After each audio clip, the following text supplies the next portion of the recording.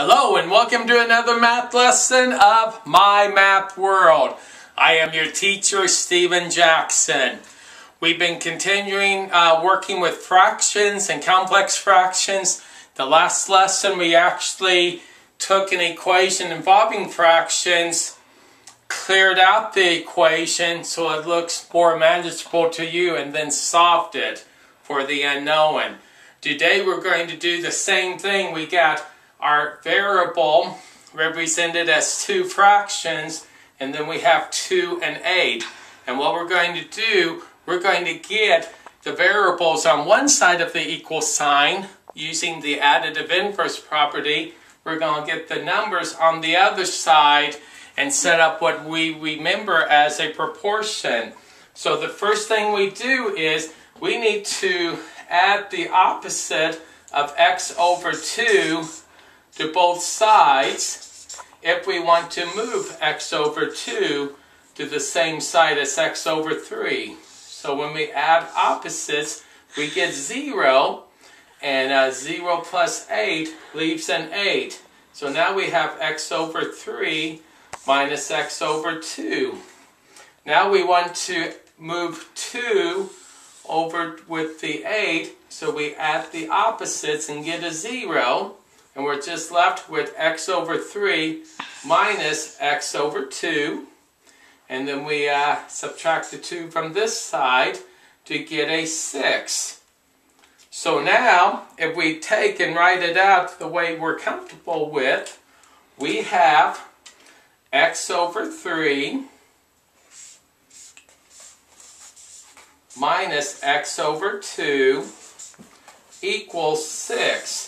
Now we need to find a common denominator, so we're dealing with the same bag of burgers. So everybody knows that a 2 and a 3 can go into 6.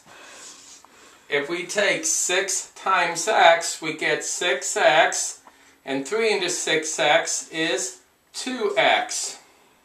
And if we do the same thing here, 6 times x is 6x, 2 into 6x is 3x. So now we have 3x plus 2x equals to 5x over 6. And that's equal to 6. Now, as we explained, when we're dealing with fractions and integers, it's okay to put the integer over 1 to make it look the same. So if we continue on the next page, we have 5x over 6 equals to 6 over 1. What we have, ladies and gentlemen, we have two fractions which are equal to each other. That's called a proportion. And if we remember from other lessons, when we compare two fractions, there's an equal sign, we can go ahead and cross multiply. We can take 5x times 1. Anything times 1, we end up with the anything. And we get 5x, and then 6 times 6. So now, 6 times 6 is 36. And if we divide both sides by 5, we're going to get x on one side.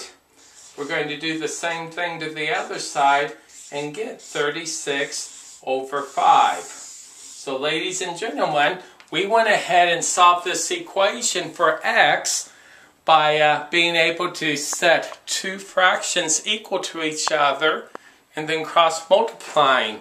And until next time, I want you to go to Facebook and like me. I want you to follow me on Twitter.